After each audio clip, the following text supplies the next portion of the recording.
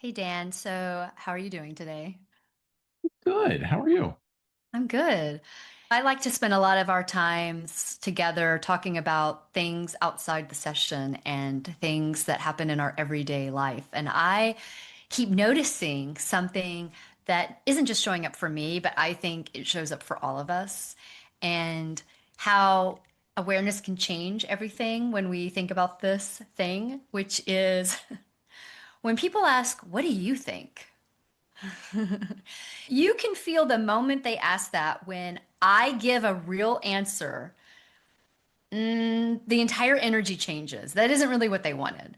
My friends and my family did not want the what did I think. They just wanted the me to agree with what they've said. And it can be really tricky.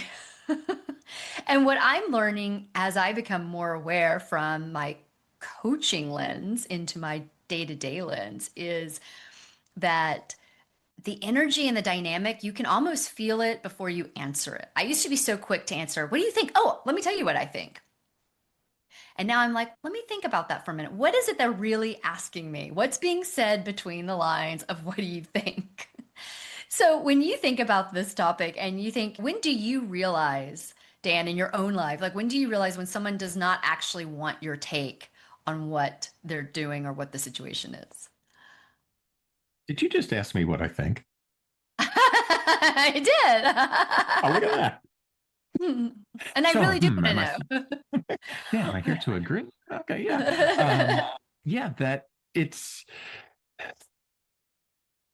I used to just rush in and give my answer because there's that desire to be helpful and oh, here I am with an answer.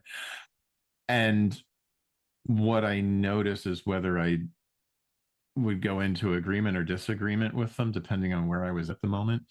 The moment they started to either glaze over or start coming up with excuses why what I was agreeing to or what I was pointing out that they asked about wouldn't work.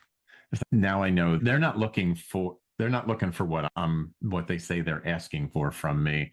They just want a validation of what they're already thinking. Yeah, the first thing that comes to my mind, I didn't think I was this person, and it just happened. I put on an outfit and I asked my partner, "How does this look? You like it?" And he was like, he gave me an elf hat and said, "Why don't you put the elf hat on and sing a carol?" Like, he basically did not like this outfit. And that is not the answer I wanted, because I really wanted to wear the sweater that I had picked out. And so I had a whole, "What do you mean? You don't, this sweater's so stylish." Like, it turned into this whole debate. And he was like, "You asked me what I thought, and I told you."